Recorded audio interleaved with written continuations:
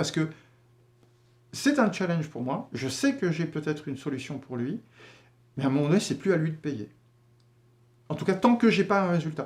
Et les gens sont honnêtes. Le jour où il se passe quelque chose, ils sont prêts à payer. C'est pas un problème. Parce que ils voient bien que vous êtes prêts à vous engager, que vous décarcassez pour eux, et en plus, vous ne faites pas payer. Mais vous êtes qui? Vous êtes un peu frappé ou quoi? Mais c'est ça le truc. Non, moi je suis simplement un passionné qui adore ce que je fais. Un petit peu comme les médecins chinois, en fait, qui faisaient payer que quand la personne était malade. Alors, il faut remettre ça dans le contexte. D'abord, je ne sais pas dans quelle mesure ça ne tient pas de la légende. Ou pas, j'en sais rien. Mais traditionnellement, en Chine, on parle bien sûr de médecins traditionnels chinois qui étaient rattachés à une famille de notables en général, hein, de nobles, de grands mandarins, de l'empereur. Ces gens-là payaient l'acupuncteur, mais pas un peu. Il était très bien payé, le bonhomme. Donc, en effet, s'il ne faisait pas son boulot, travaille. Remets-toi au travail en vitesse et trouve-moi une solution. Je t'ai payé pour t'occuper de moi et de ma famille.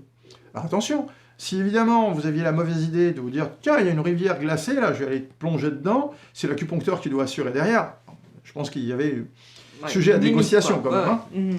Mais si vous faites attention, que vous suivez les conditions, les recommandations alimentaires, de sommeil, etc., et que vous tombez malade quand bien même, bah oui, c'est la responsabilité du médecin, le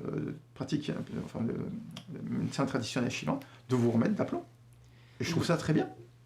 Alors là, tu as parlé de maladies, de sciatique, tu as parlé de rhume, enfin des choses qui sont, voilà, on peut catégoriser de maladies, de virus, voilà. Mais si jamais c'est plus psychique, comme un burn-out, tu vois. Oui. En fait, c'est pas différent, puisque les 3 plans de l'individu sont en nous. D'accord, parce que toi, pour toi, c'est pas le plan physique, c'est un plan qui est là, mais c'est dans ton sandwich, donc ça reste pareil, quoi. C'est tout est imbriqué. Par exemple, comme je te l'ai dit, le foie gère aussi bien le foie lui-même dans sa fonction génitale, circulation sanguine, les muscles, fonction digestive, dont j'ai oublié de parler, hein, évidemment, mais il gère la colère, et il gère la capacité à planifier des choses. Eh bien, lorsqu'un patient vient et me dit « Non, là, il va falloir faire quelque chose pour moi, là, je suis une sorte de